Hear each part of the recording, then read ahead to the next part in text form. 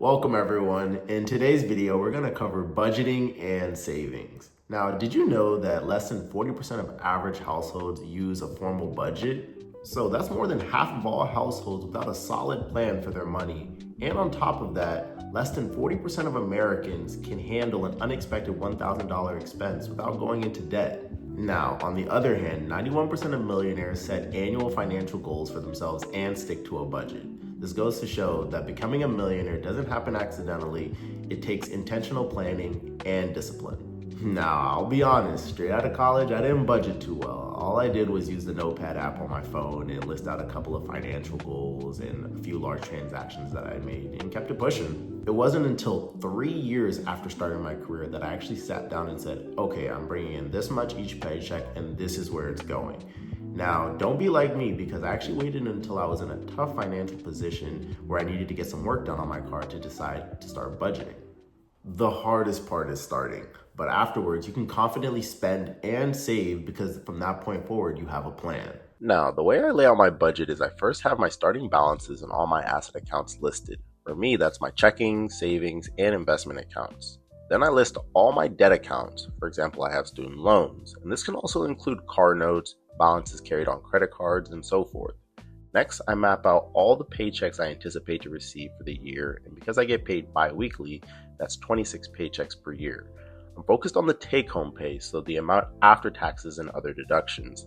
If you get paid hourly, it can be a little bit harder to know how much you'll get paid each paycheck, but I recommend forecasting based on how much you plan to work, and if you're working the same job from last year, you could use last year's take-home pay as a benchmark to reference.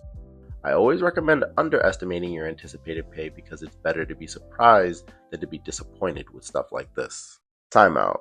If you made it this far in the video, make sure you hit the subscribe button, and if you're already subscribed, make sure you tell a friend to subscribe too. Warren Buffett once said subscribing to Middle Child Finance was the best investment advice he'd ever received, and ChatGPT said it, so you know it has to be true.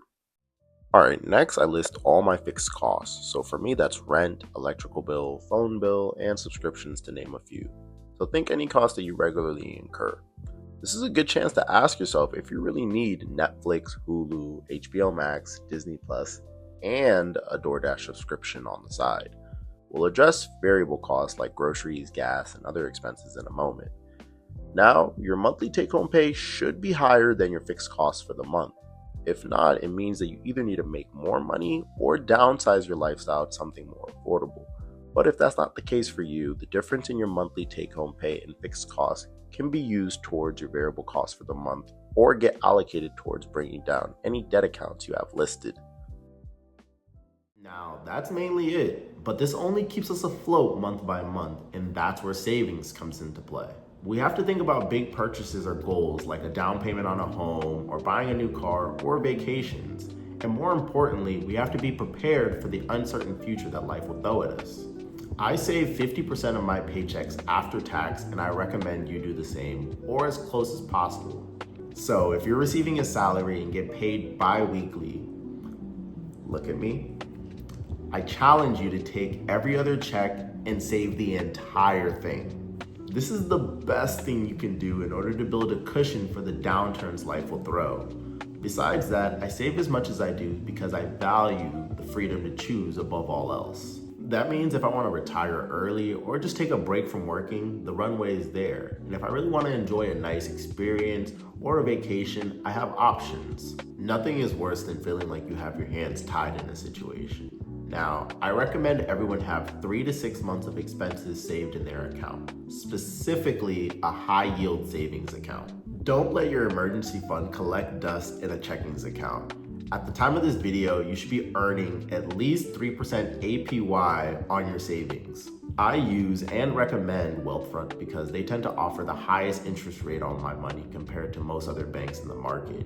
And more importantly, when it's time that I need my money, it's super easy to access and there's no fees associated.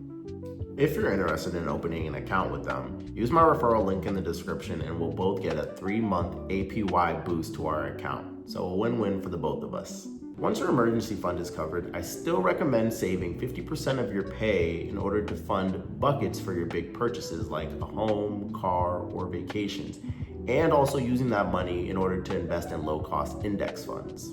Check out my How to Invest video for more details there, but the strategy here is that you're investing money that you won't need for years down the road, and your emergency fund is covering any bumps in the road in the meantime. It's important to remember how much impact saving, or in this case, investing early, has on your wealth down the road from the compounding effects.